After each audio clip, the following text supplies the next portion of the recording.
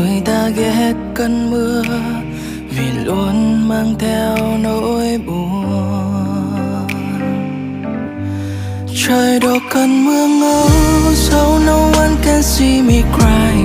Lạc vào trong cơn đau với nước mắt bao quanh thân mình, ghi chặt trong con tim với chất chứa những tâm sự buồn.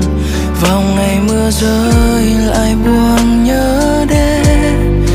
Vậy làm sao anh quên khi tháng 8 mưa cứ rơi hoài không nguôi. Cần một tia nắng tới để rơi